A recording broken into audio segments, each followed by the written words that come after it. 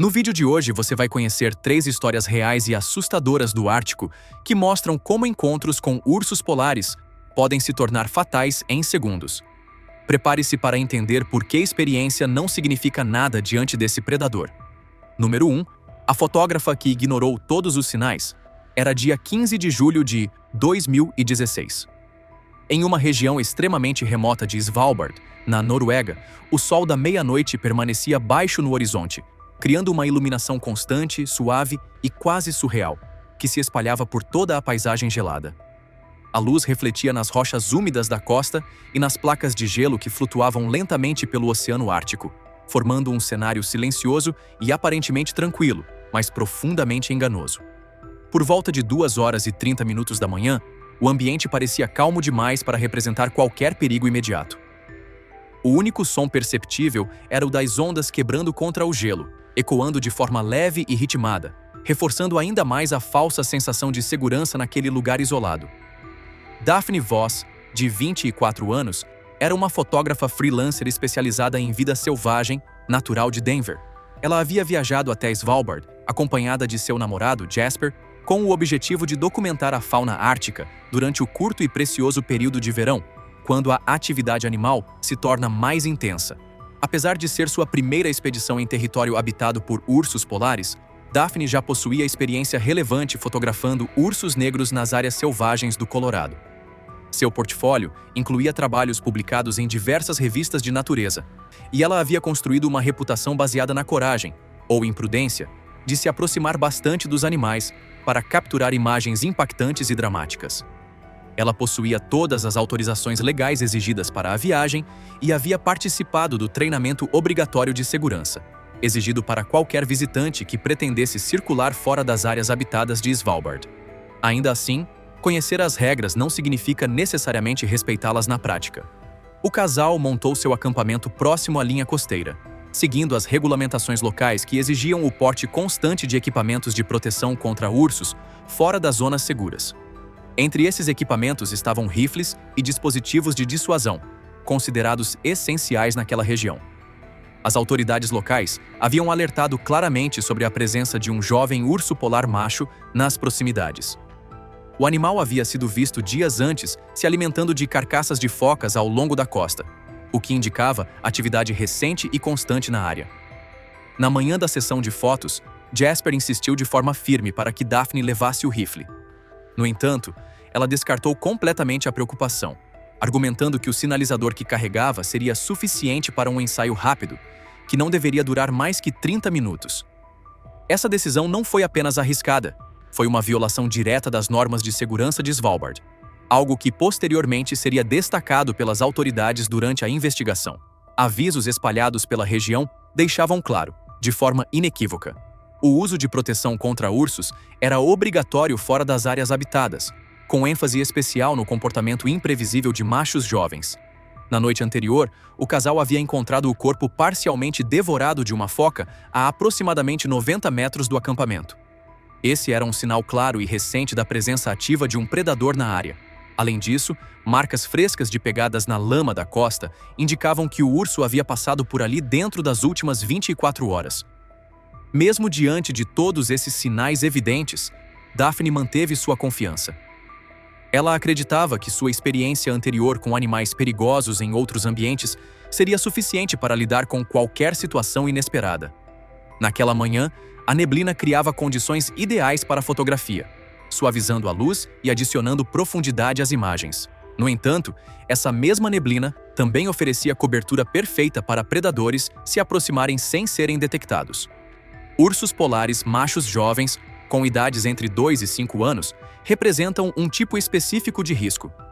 Pesando entre 180 e 320 kg, esses animais são extremamente curiosos, investigando qualquer novo cheiro, som ou objeto desconhecido. Diferente dos ursos mais velhos, que já aprenderam a evitar humanos, esses jovens frequentemente se aproximam diretamente. Essa curiosidade natural pode rapidamente se transformar em comportamento predatório. Por volta de 2h30 da manhã, Daphne saiu silenciosamente da barraca com o objetivo de fotografar o reflexo do sol nas formações de gelo próximas. Jasper permaneceu dormindo profundamente, com o rifle ao lado, completamente alheio à saída dela. Ela se posicionou a cerca de 55 metros do acampamento, totalmente concentrada em ajustar sua câmera para capturar a iluminação única do Ártico. Enquanto isso, o urso se aproximava lentamente, vindo contra o vento e seguindo o rastro de cheiro humano que levava diretamente ao acampamento. É muito provável que o animal já estivesse investigando a área há algum tempo, atraído tanto pelo cheiro de comida quanto pela presença humana.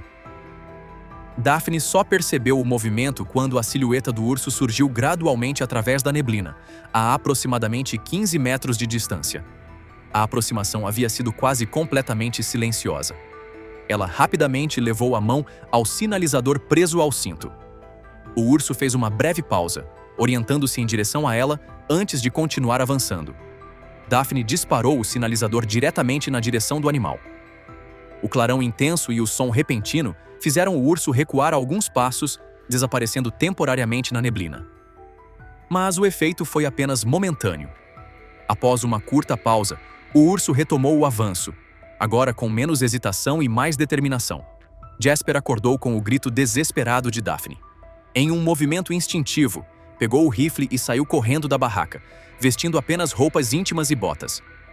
Ele conseguia ouvir os gritos, mas a neblina densa tornava impossível enxergar claramente. Correndo na direção da voz, ele gritava tentando alertá-la. O urso já havia alcançado Daphne. Com um golpe poderoso da pata dianteira, lançou-a violentamente contra o chão. Quando Jasper finalmente chegou ao local, viu o urso sobre ela. Ele levantou o rifle, mas não conseguia um ângulo seguro para disparar sem atingir Daphne. Desesperado, disparou para o alto. O urso levantou a cabeça por um instante, mas não recuou. Jasper tentou se reposicionar, gritando e fazendo barulho, mas o ataque já estava em andamento. Sem conseguir arriscar um disparo, ele ficou impotente. O impacto inicial causou fraturas graves no braço esquerdo de Daphne e em várias costelas.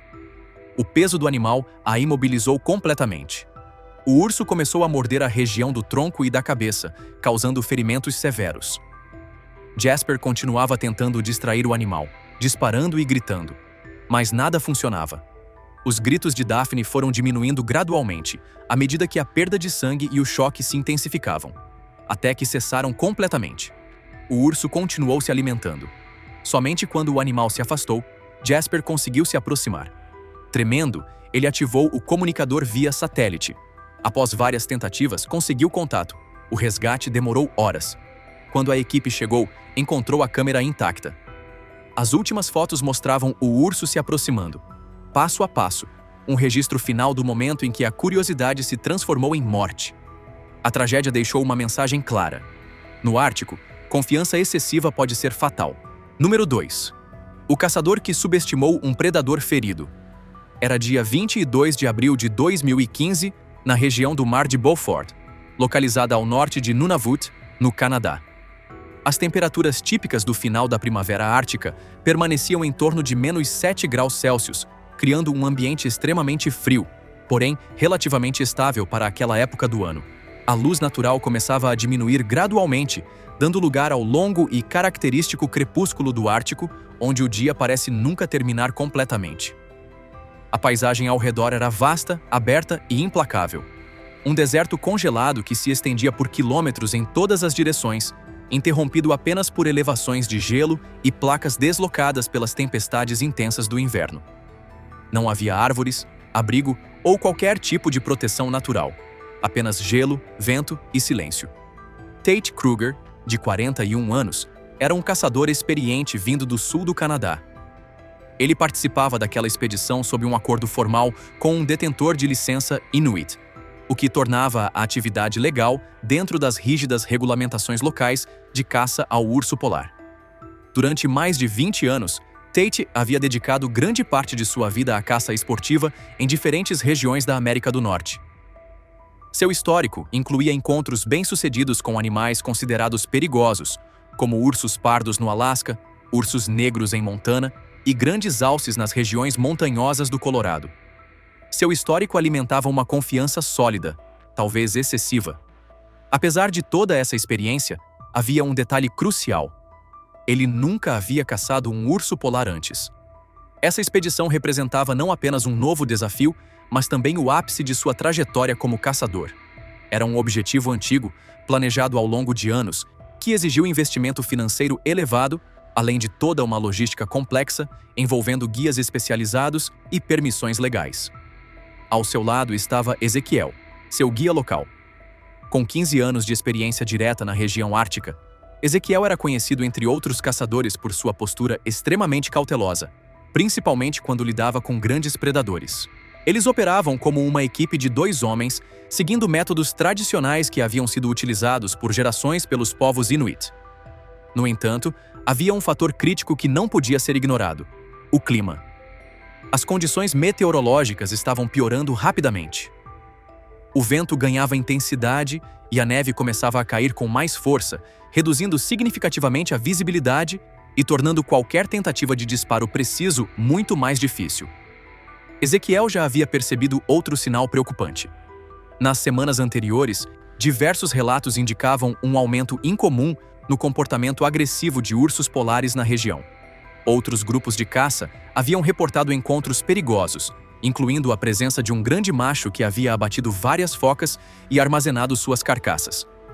Esse tipo de comportamento indicava um animal bem alimentado, forte e, acima de tudo, extremamente territorial. Naquela mesma manhã, pegadas frescas foram encontradas na neve. As marcas tinham mais de 30 centímetros de comprimento, sugerindo um animal de tamanho excepcional, possivelmente com mais de 450 quilogramas. Era um predador dominante. Diante desses sinais, Ezequiel recomendou adiar a caçada. Para ele, a combinação de clima instável e presença recente de um grande macho territorial tornava a situação arriscada demais. Mas Tate não concordou. Para ele, recuar significaria desperdiçar uma oportunidade rara, além de todo o investimento feito na expedição. Ele acreditava que sua experiência acumulada ao longo dos anos seria suficiente para lidar com qualquer situação. Essa confiança seria seu maior erro. Ursos polares machos adultos, especialmente entre 8 e 20 anos, representam o topo absoluto da cadeia alimentar no Ártico. Esses animais podem pesar entre 400 e 700 quilogramas, com alguns indivíduos ultrapassando esses números. Durante a primavera, eles entram em um período de caça intensa, buscando recuperar as reservas de energia perdidas durante o inverno rigoroso. Um macho que está defendendo uma carcaça se torna extremamente agressivo. Qualquer aproximação pode ser interpretada como ameaça direta. E quando esse animal está ferido, a situação se torna ainda mais perigosa. Ao invés de recuar, ele ataca. Através da neve que caía constantemente, Tate finalmente avistou o urso. O animal estava a cerca de 130 metros de distância, próximo a uma elevação no gelo, protegendo uma carcaça de foca. Mesmo à distância, o tamanho do urso era impressionante. Sua silhueta branca contrastava com as sombras azuladas do gelo ao redor. Ezequiel imediatamente sugeriu retirada, mas Tate decidiu avançar. Ele se posicionou no chão, assumindo uma postura estável para disparo. Ajustou a mira do rifle e tentou focar no alvo através da luneta, mesmo com a visibilidade comprometida pela neve e pelo vento. O urso permanecia atento, alternando entre se alimentar e observar o ambiente ao redor. Quando a distância foi reduzida para aproximadamente 110 metros, Tate fez o primeiro disparo. O tiro atingiu a parte traseira do animal. O impacto foi forte, mas não atingiu órgãos vitais. O resultado foi imediato. O urso rugiu e se virou. Em segundos, identificou a origem do ataque e então avançou. Movendo-se com velocidade surpreendente para seu tamanho, o animal iniciou uma carga direta, impulsionado pela dor, pela adrenalina e por seu instinto territorial. Tate rapidamente recarregou o rifle e disparou novamente. O segundo tiro atingiu o ombro, mas não foi suficiente. O urso continuou avançando.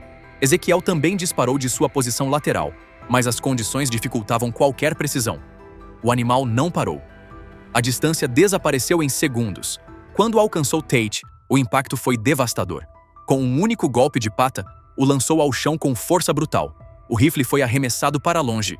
Na queda, Tate sofreu uma fratura grave na perna direita e deslocou o ombro. Ele estava indefeso. O urso avançou imediatamente. Suas mandíbulas se fecharam sobre a coxa de Tate, rompendo a artéria femoral. O ataque foi rápido e brutal. O animal começou a rasgar a região da perna e do quadril com eficiência predatória. Tate ainda permaneceu consciente por cerca de 1 minuto. Seus gritos ecoaram pela paisagem congelada, até que o sangramento massivo o fez perder a consciência. Ezequiel continuava tentando reagir, mas não havia ângulo seguro para disparar sem risco de atingir Tate. Enquanto isso, o comportamento do urso começava a mudar. Seus próprios ferimentos começavam a afetá-lo. Ele se movia de forma mais errática, pausando ocasionalmente. Aproveitando esse momento, Ezequiel acionou o resgate via telefone satelital, informando as coordenadas. Após alguns minutos, o urso se afastou, desapareceu na neve. Devido às condições climáticas severas, o resgate só conseguiu chegar no dia seguinte. Quando a equipe finalmente chegou ao local, encontrou o rifle de Tate próximo ao corpo. O ferrolho estava aberto, com uma cápsula vazia ainda na câmara. Um sinal claro de que ele tentou atirar novamente. Rastros de sangue indicavam que o urso havia deixado a área, mas seu destino final nunca foi confirmado. As autoridades classificaram o caso como acidente de caça. O relatório destacou erros de julgamento e as condições climáticas como fatores determinantes. No fim, não foi falta de experiência, foi excesso de confiança. E no Ártico, isso é o suficiente para ser fatal. Número 3. A cientista que confiou demais nos protocolos. Era dia 18 de março de 2017, em uma estação de pesquisa temporária localizada próxima à Baía Resolute, no Canadá. O período era o final do inverno ártico, quando a luz do sol já começava a retornar com mais intensidade, refletindo de forma quase cegante sobre a vasta superfície coberta de neve. A paisagem era completamente aberta, plana e silenciosa, se estendendo por quilômetros, sem qualquer tipo de barreira natural. Essa visibilidade extrema era, ao mesmo tempo, uma vantagem e um risco. Permitia observar grandes distâncias, mas também tornava impossível se esconder ou escapar rapidamente de qualquer ameaça. O ar estava limpo e cristalino, proporcionando condições ideais para observações científicas detalhadas. Cada movimento no horizonte podia ser detectado com clareza, e cada som parecia se propagar por longas distâncias. A doutora Sloan Mercer, de 31 anos, era uma glaciologista altamente qualificada, envolvida em uma pesquisa importante sobre formação de gelo, como parte de um estudo maior relacionado às mudanças climáticas globais. Ela já havia participado de 3 temporadas anteriores no Ártico, acumulando experiência significativa em ambientes extremos. Era reconhecida como uma profissional competente, disciplinada e comprometida com seu trabalho. Ao seu lado estava o Dr. Orion Cross, seu parceiro de pesquisa naquele projeto. Eles seguiam rigorosamente o protocolo de trabalho em dupla, mantendo contato visual constante enquanto realizavam medições em campo. 2 estudantes de pós-graduação permaneciam na base principal, a aproximadamente 800 metros de distância, monitorando dados e mantendo comunicação com a equipe externa. O grupo já estava no local há 2 semanas, sem qualquer incidente. A estação operava sob protocolos de segurança rígidos, incluindo comunicação obrigatória por rádio a cada 2 horas. Além disso, todas as equipes haviam sido alertadas sobre a presença recente de uma ursa com filhote na região. Guias Inuit locais haviam reforçado esse aviso, destacando que encontros com fêmeas acompanhadas de filhotes representam um dos cenários mais perigosos possíveis no Ártico. Diferente de machos solitários, que podem evitar humanos, mães são extremamente protetoras e reagem com agressividade imediata a qualquer ameaça percebida. Naquela mesma manhã, durante uma inspeção de rotina, a equipe encontrou pegadas recentes próximas ao local onde os equipamentos estavam armazenados. As marcas indicavam claramente a presença de uma fêmea adulta acompanhada de um filhote. Mesmo assim, o trabalho continuou. A janela de pesquisa no Ártico é extremamente curta, e qualquer atraso pode comprometer meses de planejamento e coleta de dados. Esse fator acabou influenciando decisões críticas. Ursas com filhotes entre 12 e 18 meses representam um risco extremo. Embora menores que machos adultos, pesando entre 180 e 270 kg, elas são significativamente mais agressivas quando percebem qualquer ameaça aos seus filhotes. Elas não hesitam, elas atacam, e só param quando o perigo é eliminado. Naquele momento, Sloan estava utilizando um equipamento especializado de perfuração para medir a espessura do gelo. Orion trabalhava a cerca de 45 metros de distância, ajustando instrumentos e mantendo contato visual com ela. Foi então que Sloan avistou a ursa. O animal estava a cerca de 90 metros, movendo-se lateralmente em relação à posição deles. Ao lado dela, o filhote a acompanhava. Inicialmente, o comportamento parecia tranquilo. A ursa parecia seguir um rastro em direção a um ponto de respiração de focas, focada na caça. Sloane imediatamente comunicou à base via rádio, relatando o avistamento, e começou a recuar lentamente, seguindo o protocolo padrão. Movimentos calmos, sem ameaças, evitando qualquer ação brusca. Até aquele momento, tudo estava correto. Mas então, ela tomou uma decisão. Ao invés de se retirar imediatamente, decidiu terminar a medição que estava realizando. O equipamento já estava em funcionamento, e abandonar o local significaria perder dados importantes que não poderiam ser facilmente recuperados dentro do curto prazo disponível. Essa escolha, aparentemente pequena, mudaria tudo. O vento mudou de direção, e com ele, levou o cheiro humano diretamente até a ursa. A reação foi instantânea. A cabeça do animal se ergueu. O comportamento mudou. A ursa identificou a presença humana. Ao mesmo tempo, o filhote, movido pela curiosidade natural, começou a se aproximar da área de pesquisa, reduzindo a distância que deveria manter. Isso intensificou ainda mais a percepção de ameaça. Orion percebeu a mudança imediatamente. Ele começou a gritar, alertando Sloane enquanto corria em sua direção. Mas a distância entre eles era grande demais. A ursa entrou em modo de ataque. Ela avançou. Rápida, direta, sem hesitação. Sloane tentou recuar em direção ao abrigo de emergência, mas não havia tempo suficiente. O impacto foi brutal. Ela foi derrubada instantaneamente. A ursa iniciou o ataque com força total, focada em eliminar a ameaça. Suas mandíbulas se fecharam sobre o tronco de Sloane, causando fraturas e danos internos severos. O filhote permaneceu próximo, e isso mudou tudo. Normalmente, após neutralizar uma ameaça, a ursa poderia se afastar, mas com o filhote ainda na zona de perigo, o instinto de proteção manteve o ataque ativo. Orion disparou sinalizadores tentando afastar o animal. Também acionou o resgate via rádio, mas nada funcionou. A ursa continuou. Os gritos de Sloane começaram a enfraquecer. A perda de sangue e os ferimentos eram severos. O ataque durou cerca de 2 minutos. Somente quando o filhote finalmente se afastou para uma distância considerada segura, a ursa começou a recuar. Orion permaneceu parado, à distância, assistindo, sem poder intervir. Qualquer aproximação significaria mais uma vítima. O resgate foi acionado imediatamente. Mas houve complicações. O helicóptero principal apresentou falha mecânica. A aeronave reserva precisou ser enviada de uma base mais distante. Para piorar, o snowmobile da equipe havia quebrado naquela mesma manhã, impedindo qualquer tentativa rápida de deslocamento terrestre por parte dos estudantes. Sloane não resistiu. Ela morreu poucos minutos após o ataque, devido aos ferimentos graves e à perda massiva de sangue. A ursa e seu filhote desapareceram no horizonte congelado.